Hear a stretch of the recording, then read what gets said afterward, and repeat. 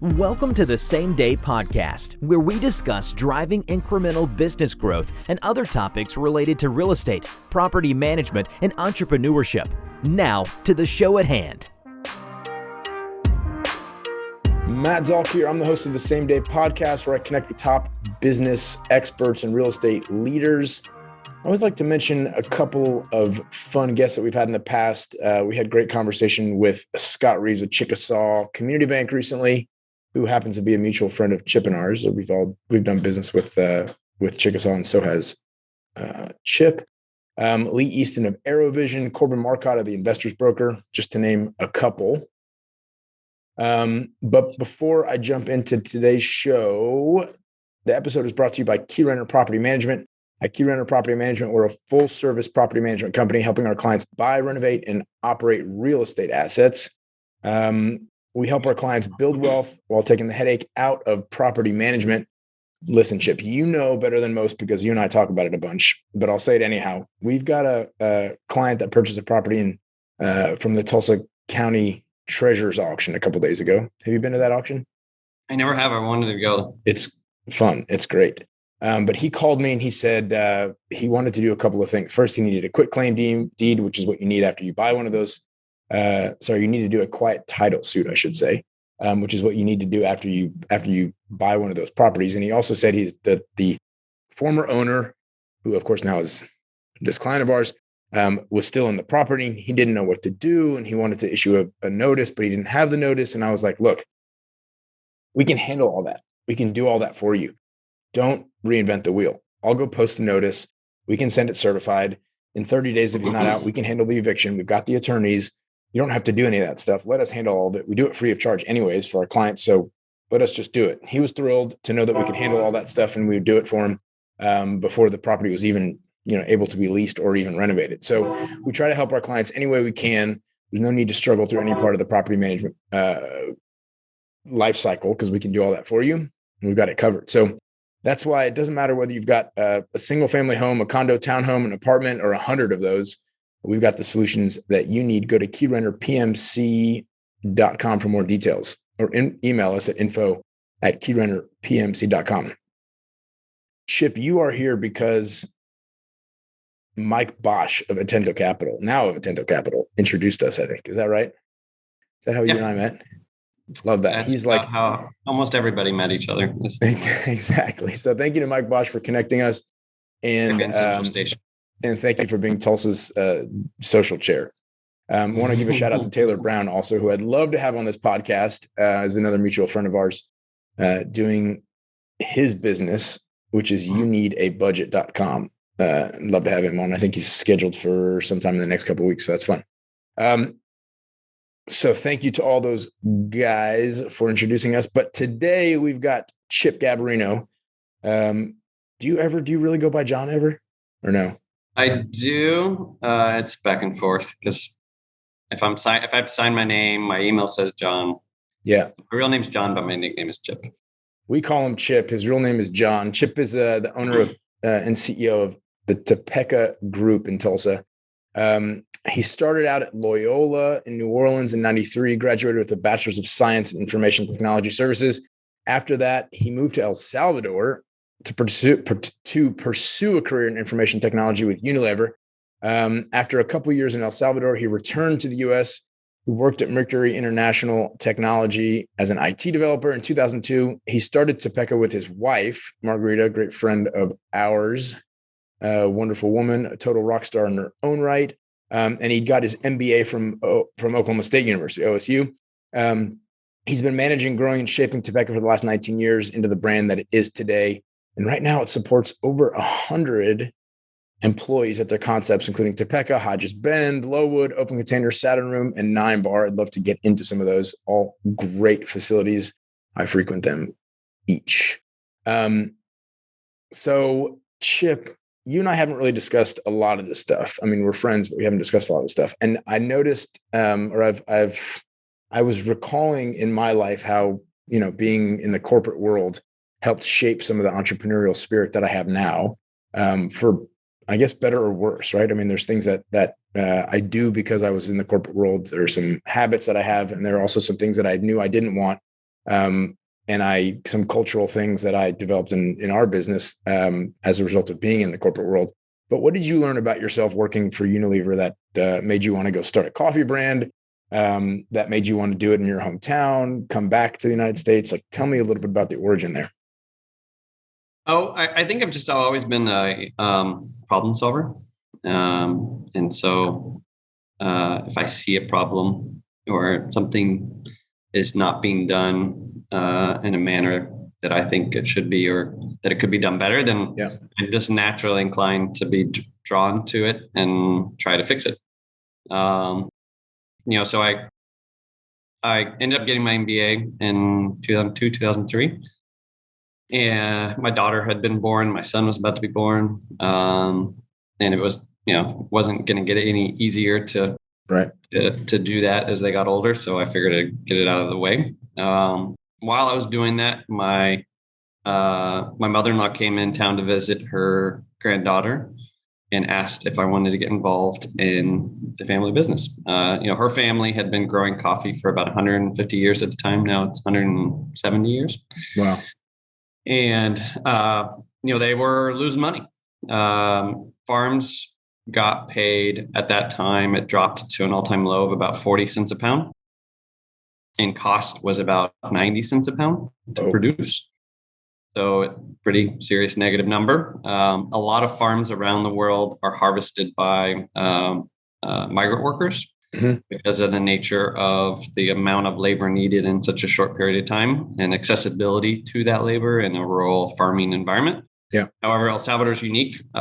It's super densely populated. There's a large urban areas that are within the coffee farming region. And so we have generations of people, Salvadorans, that have worked for us rather than migrant workers. And so my mother-in-law wasn't about to just do what a lot of people around the world did, which was stop producing, stop managing the farm, because you didn't lose money that way. You just didn't produce any money. Sure. Versus if you actually worked your farm, you lost money. And so it took about a year of studying, and I was killed two birds with one stone and got an independent study, one of my classes, and figured a business model that I thought would work of expanding what they were just beginning in El Salvador and expanding it in the US side. And the idea was that the precipice of it all was that at the end of the day, we determined that the coffee industry wasn't a bad industry. It was just that the farmer didn't have the leverage and position to take advantage of the swing of the market, and that the people sitting at desks in New York are too too unfavorable of a position or too favorable of a position to be able to always leverage that risk and the volatility and so in essence, you figured out a little bit of the supply side issue, labor, I'm sure other input costs, et cetera. But then you just began to control the demand yourself so that you could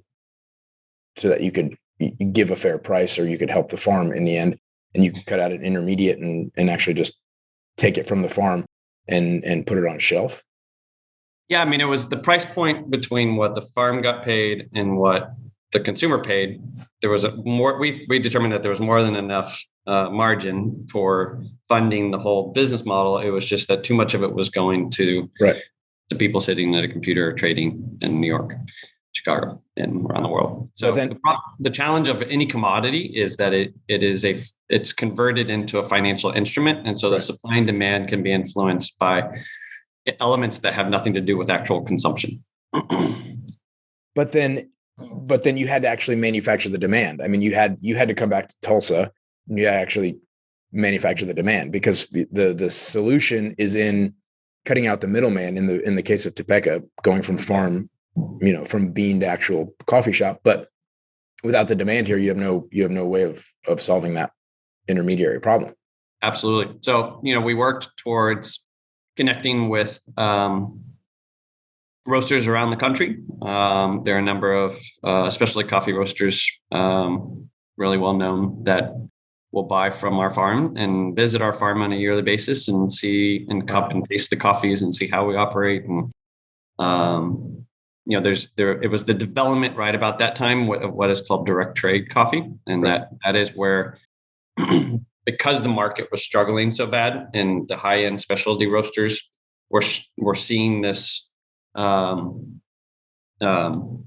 market just really devastate the traditions and history of these farms around the world. And so they started cutting out the middle guy themselves and trying to buy directly from farms with the incentive and idea that the differential of what a farm got paid for investing this much more in order to make sure that the quality was what it needed to be, they only got paid this much. And so, but the roaster knew that there was a market for the consumer would pay if the quality was there. And so what is a farm doing that can actually, like, what goes into coffee that a farmer can do that eventually a roaster or a retailer cares about, can taste, can smell, can feel? Like what?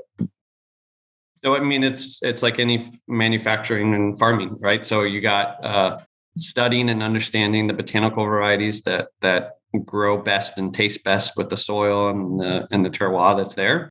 You got managing the trees themselves and pruning them and making sure that each tree is healthy. You have the idea of making sure that you're controlling the fertilizer inputs correctly, and the harvesting themselves is a really big one. It's very expensive and a huge one. It's the largest labor input is just harvest, and making sure that it is hard. We have to go through typically anywhere between 3 and 5 times a year. Wow. And pick only the most ripe cherries.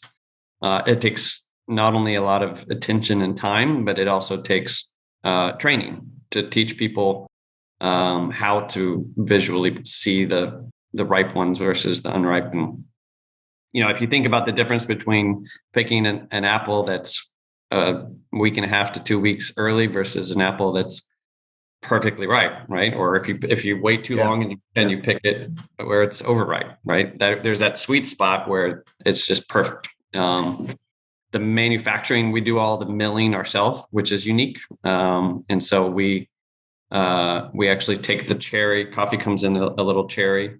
It has 2 seeds in it, 2 beans, and there's a multiple of different processes you can do, from drying the seeds in the skin and the fruit, all the way down to removing the fruit, skin, the fruit, and then soaking it in water for 12 to 24 hours usually, and then drying it on patios, and then you dry them and like something as simple as, we spent money at the very beginning to improve our dryers, and it extended the longevity of quality of the unroasted coffee by 3-fold. Wow. Because it was just a better dryer that treated the bean more gently. And so Folgers, for example, like mass manufacturers of coffee, they don't care about little details, little bits of the process that help the coffee taste a little bit better. They just need huge quantities. And so it just doesn't matter to them. They want price, and they want the lowest price possible. And other roasters or other retailers are willing to pay for much higher quality. Is that right? Yeah. I mean, at the end of the day, like, you have different segments of lower margin, lower price, higher volume businesses. And you have other segments that are always going to be higher volume, or lower volume, higher price, higher margin. And so, we produce everything at the farm. We sell everything from what's called resaca, which is literally just the worst of the worst. We sell it, right? That's how a farm makes money, is by selling everything. And so there's a market for everything, all based on price. And so, one of the challenges of specialty coffee and specialty, I think anything food wise, is having not only high quality, but doing it consistently. And so knowing and learning through the last 20 years of doing this, this is our 20th year, is the challenge has been making sure that we can provide that same level of quality every single year. And so before you have, I mean, Topeka's got the roastery, which is a world-class facility in Tulsa, downtown Tulsa, or right outside downtown Tulsa. And then you've got 5 locations. But prior to doing any of that, you just had to create your sales engine so you could go into coffee shops, go into roasters, and deliver them a product. How long did it take you to go from one to the other? So I mean, as far as being an entrepreneur, I have a mixed, I think, background in the sense that I've always been a problem solver, which is right. If you could pick one thing that makes an entrepreneur, I think that's what it is this sometimes insane idea that no matter what, I can figure it out. But at the same time, I was also, when I started, was very risk averse, and sometimes too frugal with my investment. And so, but I knew that I didn't know a lot of things. And so when I started, I worked anywhere between minimum 80 hours a week. There was a year that I worked an average probably of 100 Wow. to 100 to 110 hours a week. Wow. I took and 2 you had days young off. kids. And I had young kids. And I worked, it was really rewarding in the sense of what I learned. For a year. I worked a lot I worked about 8 hours a day of that time was spent inside of a specialty grocery store in town that I got to speak with customers every day, all day long, and give them samples, understand their input, what they wanted, what they didn't want, why, and that was huge. And so once I got through that year, it really things started changing, of being able to have a better understanding of what the market was, what segment of the market I really wanted to focus on, and how and what I needed to do in order to be successful in it. What's funny about that story is I worked in college at Freebirds, the original Freebirds in Santa Barbara, California, which then it was sold, franchised, and sold to private equity, and the rest is history. But Mark Orfala, who happens to be the cousin of Paul, who started Kinko, so it's an entrepreneurial Lebanese Syrian family, he used to say a couple of things. One, it was reminiscent of what you just said, because he was at the store every single day, and he would take a piece of steak and he'd hand it to somebody, and he would get their reactions. Is that the right reaction, the wrong reaction? What do you taste? What do you sense? Like, it was just an insane process that he went through. It was just awesome to watch. But he used to say, there's nothing more intimate that you can do than put food into somebody's body. Mm-hmm. And so it's the same thing. I mean, you're putting something into somebody's body, they're ingesting it. So that the process of watching that and making sure that it's a high quality product, so that you can deliver a consistent thing every time. And it's just an amazing. I have a vision of you like standing there by a bin full of beans and brewing a little bit of coffee on a table and helping people understand, what do you like, what do you not like. It was reminiscent of that experience that I had in college. It was just a great thing to do, to see. And, Freebirds does more business, I think, than any other restaurant in the Central Coast of California, despite being in a small college town associated with UC Santa Barbara. So on the topic of just entrepreneurship and doing what you need to, 100 hours a week, 100 plus hours a week is a lot of hours. That's a lot of time to put in your business. And Elon Musk talks a little bit about, sleeping at his office on a couch when they, were starting their first business, he and his brother. But part of being an entrepreneur is just that sense that you can't fall back on anybody else to solve this problem. You're not going to go to anybody else. You can't go to a managing director in your office and go, hey, I've got this problem. What's going to happen? You might have mentors and advisors, but there's a feeling that you're the backstop. And if you don't solve the problem, nobody else is going to solve the problem. I want to get into some of the restaurants, some of the real estate, and a bunch of other stuff. But quickly, you were telling me a story, and I want to hear it again. At Hodges Bend, the pandemic came. We needed some outdoor dining space, and the permitting for the patio for this little parklet that you wanted to build. And now there are many of them around Tulsa, and they're great for outdoor dining and alfresco dining, I guess it's called, in the many months of wonderful weather that we have. Tell me a little bit about this patio, the permit, the rabbit hole that you went down in, that entrepreneurial spirit. I want to capture some of that in terms of just not giving up on when somebody says no. So actually started a little before the pandemic. So when we opened Hodges 9 years ago, in 2013, and we ended up in that area that we were opened it. We were basically the only business that was in operation. What was the rest? What was the rest of that block?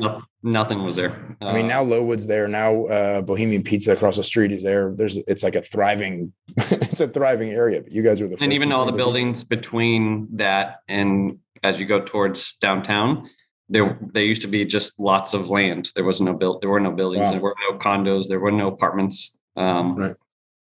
So there was a sidewalk that was there, and we put out and submitted in our permit some tables and chairs, and we got approved for the permit and for the building permit, and then we put out tables and chairs. So lo and behold, about a year or so in, we get a notice from the city that we needed to have a permit, and we didn't have one. So I said, well, we didn't know. So just give me the form, and whatever fee I have to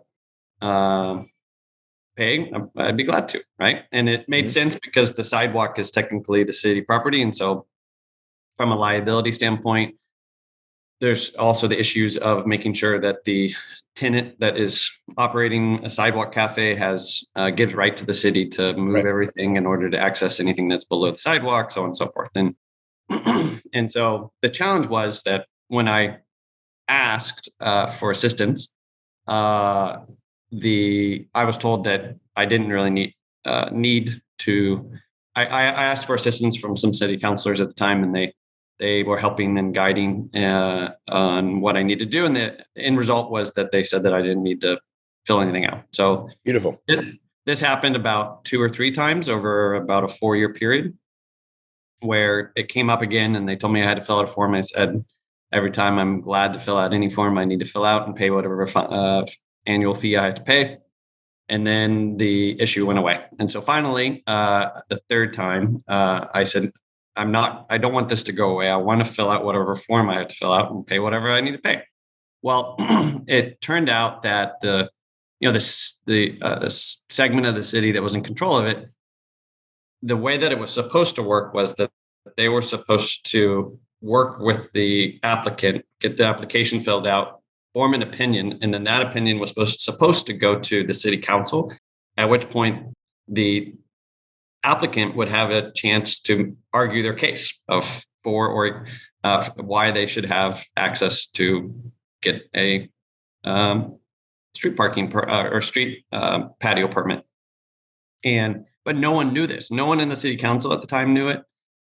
People were just getting denied. And while everybody throughout the city had patio seating, there was actually only one company that had actually filed and gotten approved for sidewalk patio, and it was one single restaurant on Cherry Street. And had they done it years and years before, and that institutional knowledge had been lost, like in the city, or how did? So that was the challenge. Was there wasn't any logic to it of why and why not, and so there was no assistance or help being given on a path to doing. I wanted to do the right thing, but there wasn't an option to do the right thing, and so I went on TV finally because I wasn't getting heard, and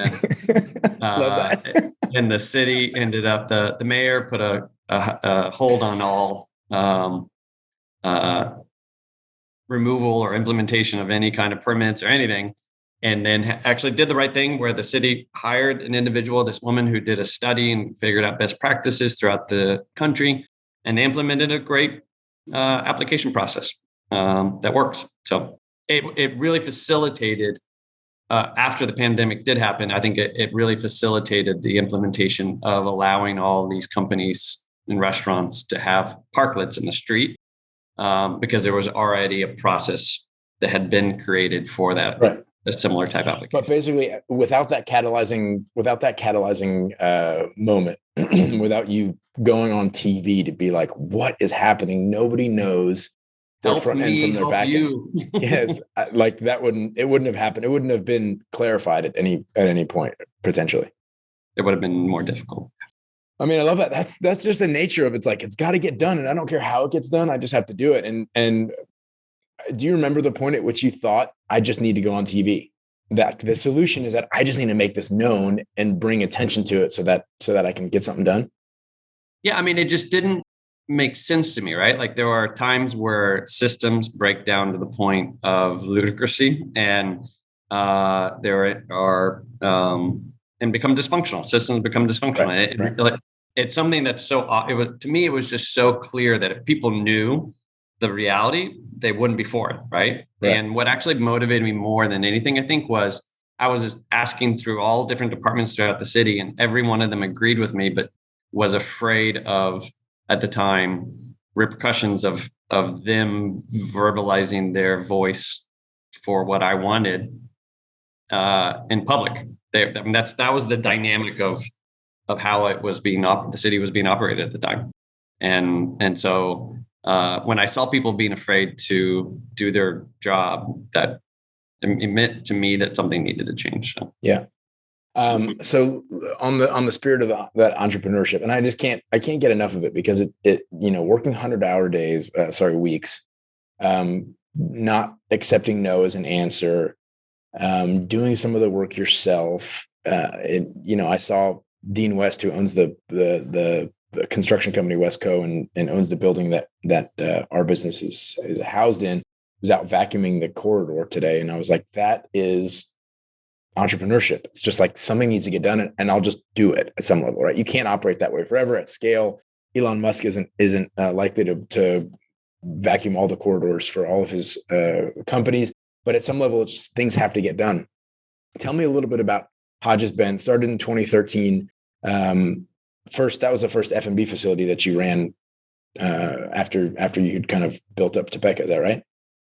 Yeah. So we had one coffee shop, I think, at the time, maybe two. And then we opened up Hodges, and it was probably one of my most enjoyable experiences of building out a project and a concept and a business. It was more sweat, blood, and tears, I think, than any that we've done to date, where, I jackhammered the floors, saw cut them, laid the PVC, ran the PEX myself.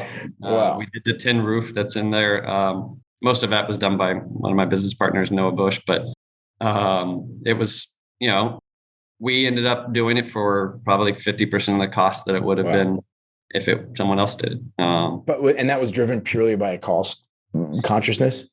Yeah. I mean, I've always been challenged, and it's been a process of adjusting my risk aversion to be fit. At the end of the day, if you don't take risk, you can't make money. And it's easier to take risk as you build your foundation. And so as I've built my foundation, I've been able and mentally to handle taking bigger risks. But at the time, my resources were limited. And one of the things that whenever I do something, I really want to do it well. I want it to be the best. I don't want to half-ass something. And so we wanted, at the time we had to figure out a way to get what we wanted with the resources we had, which is a very valuable experience, because also having enough money that you can just throw at something to solve it isn't necessarily the best option. And so being forced to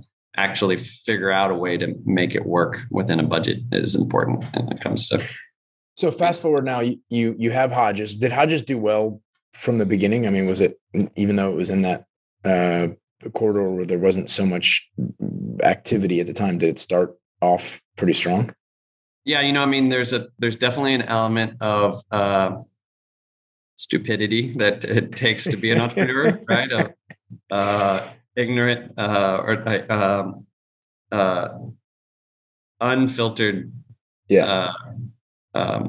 belief, zeal in yourself that for some reason it's going to work, right? Yeah. And so it because it was in the middle of nowhere somewhat, it had to be, for it to be successful, it had to be a destination spot. Right. And we got lucky enough that we built an operation that people were more than willing and wanted to come to. So we got really fortunate that it's been successful since day one.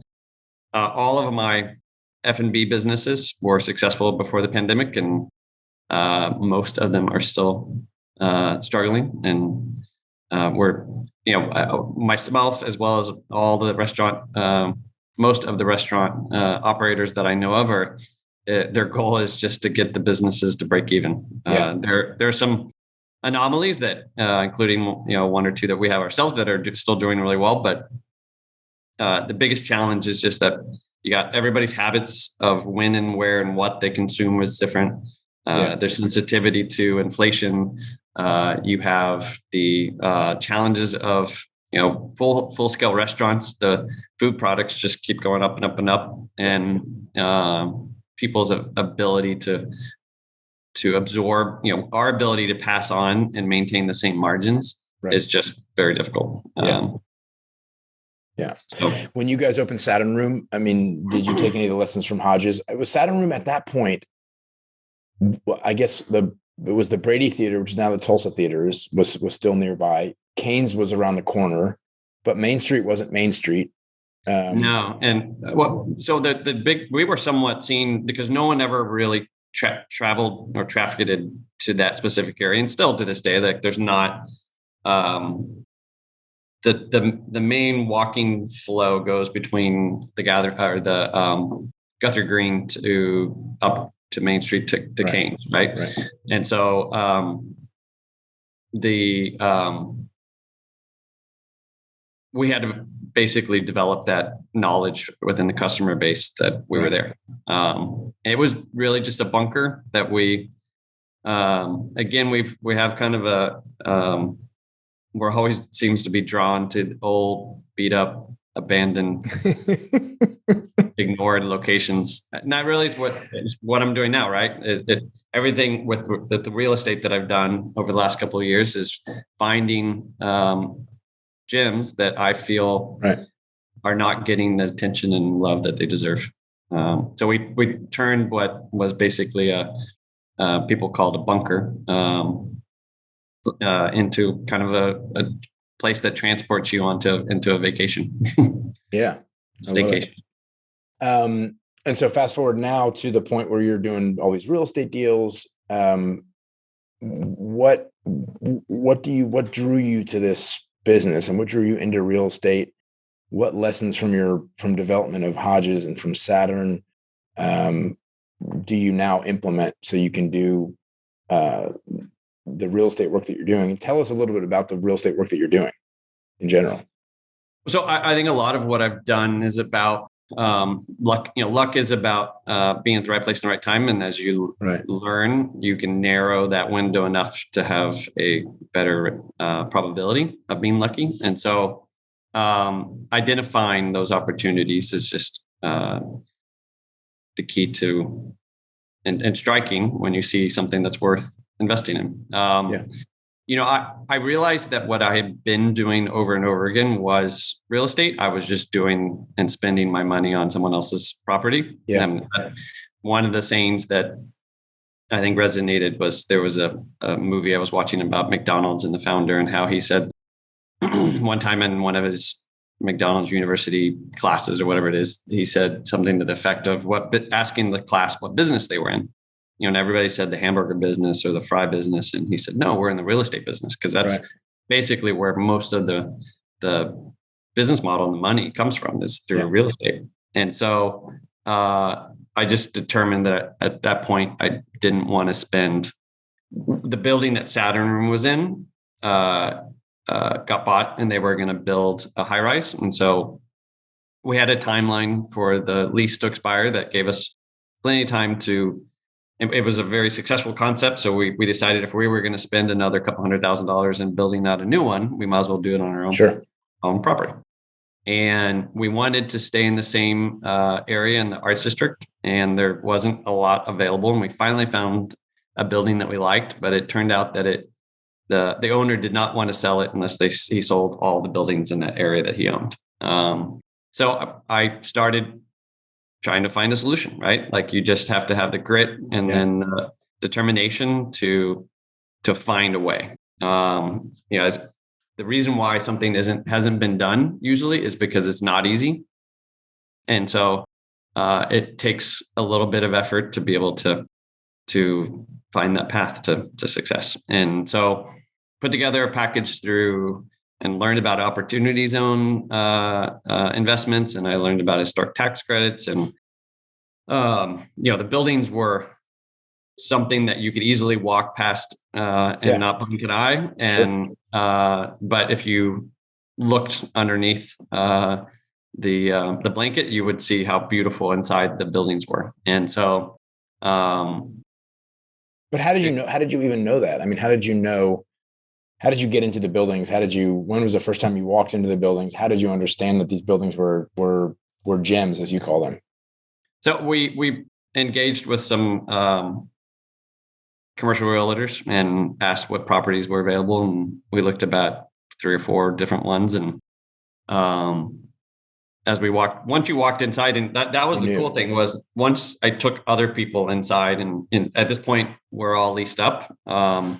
We've expanded so the buildings that we bought was 35,000 square feet. We're adding an additional 20 of new construction in a space where one of the buildings had burned down years ago. We ended up buying and have negotiated a partnership to build out a building that's across the street. That's another 115,000 square feet of old building. All of these, of which, give them another 5-10 years of being abandoned and leaking, that they would have gotten to the point where it would have been just a tear down. Yeah. And so the reality is that we, in order for it to work, well, to answer your first question, was that when I would walk people into the space and their eyes opened up, that was one of the most fun things, was walking people in past that facade that just didn't have much attraction. And they saw the soul that is inside of these buildings, and the old patina on the brick. And there's even some brick that has been stained with the smoke from when there was a fire, and it has like a really cool patina on it. And, and so seeing those faces after we'd purchased, we'd locked it down, and then walking people through and seeing how excited they were, made me feel confident. How do you feel about your helping to shape downtown Tulsa? Whereas 10 years ago, 15 years ago, I heard somebody say the other day, it was the only reason we would come downtown was because the spaghetti warehouse was there, but you wouldn't go, at particular times of day, et cetera. I mean, what's your memory of downtown when you were a kid or when you were a teenager, and how do you feel about having shaped it to a different place today? I think the cool part of Tulsa is its downtown, personally.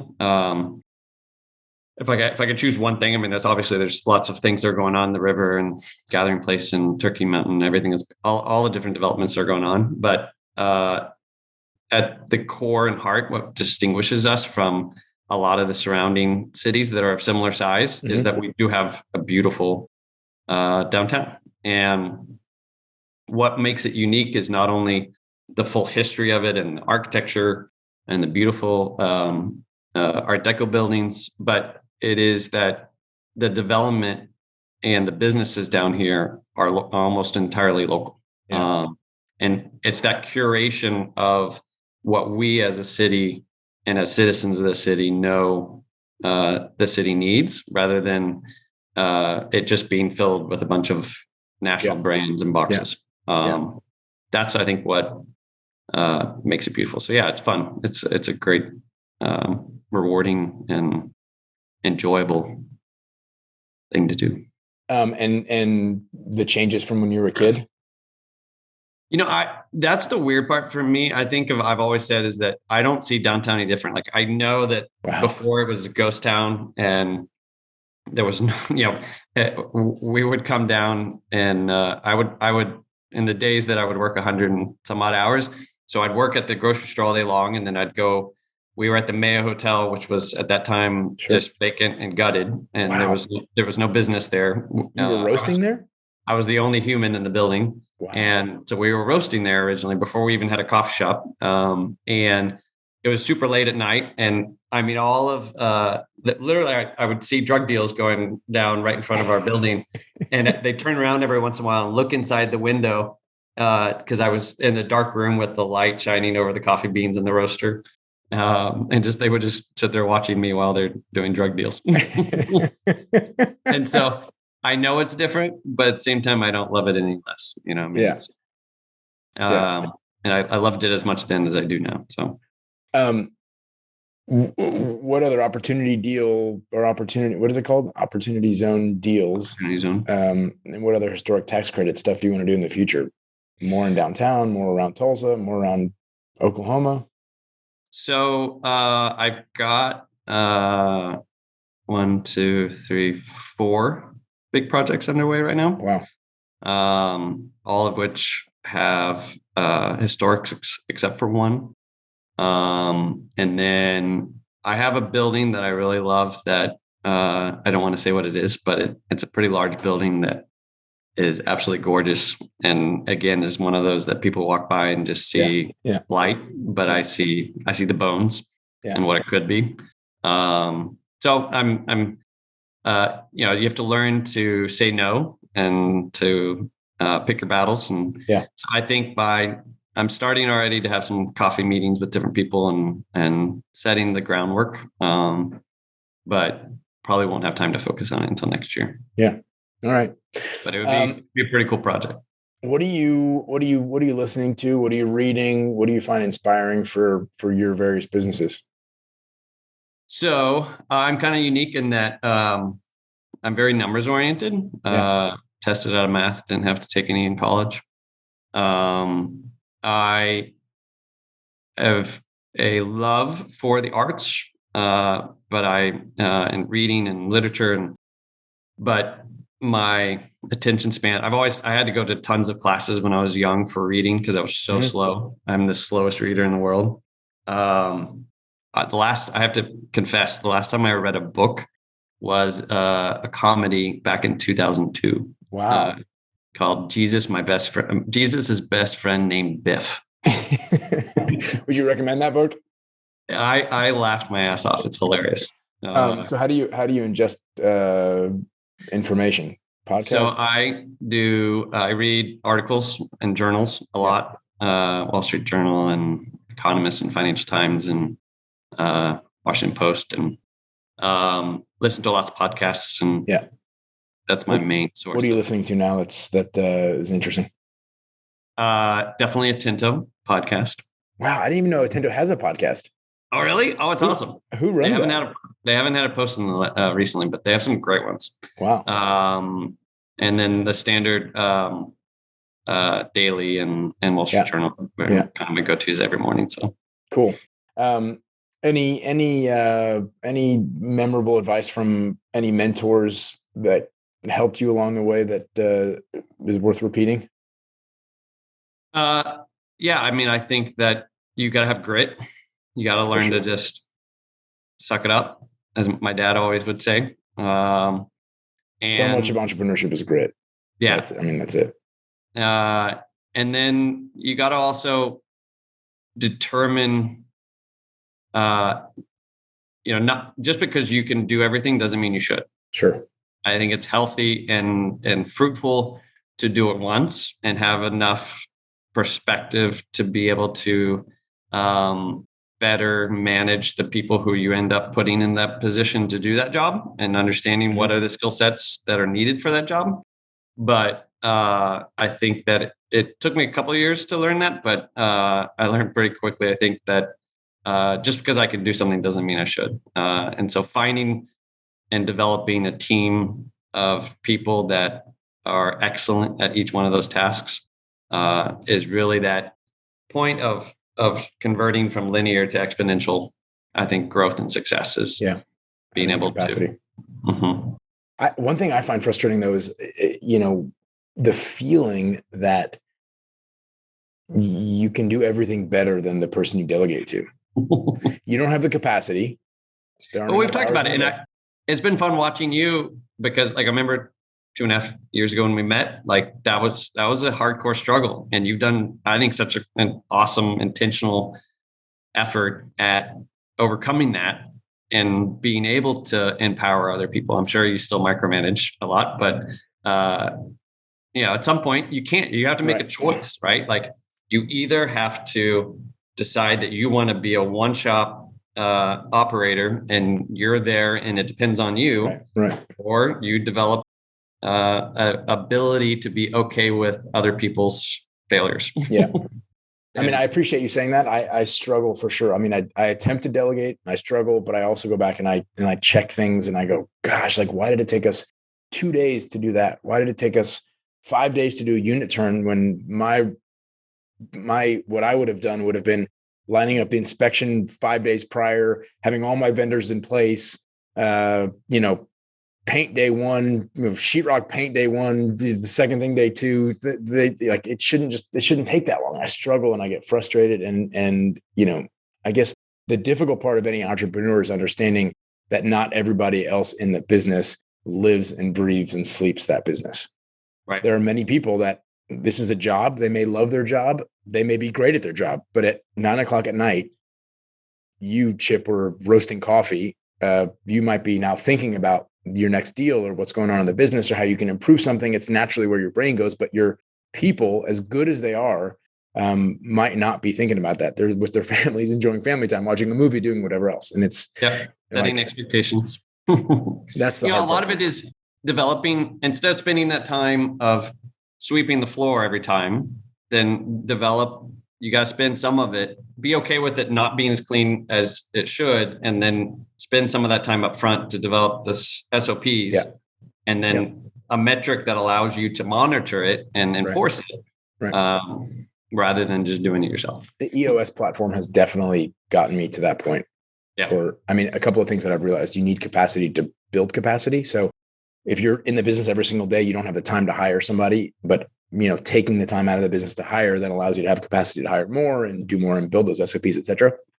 But also, I think that's the interesting challenge for almost every business, not all, but almost every business right now, is that, the great resignation is not necessarily that everybody's just quitting. It's that they're constantly switching jobs. And so one of the challenges for a lot of businesses is that when that knowledge leaves, it's like juggling. You can gradually add more and more balls, but if someone just threw 10 balls at you to juggle at once, you're going to drop them all. Right. And so one of the challenges has just been through COVID is rebuilding those teams and reinvesting and figuring out a way to retain employees in this market and retain that knowledge and money and time that you've spent developing those structures.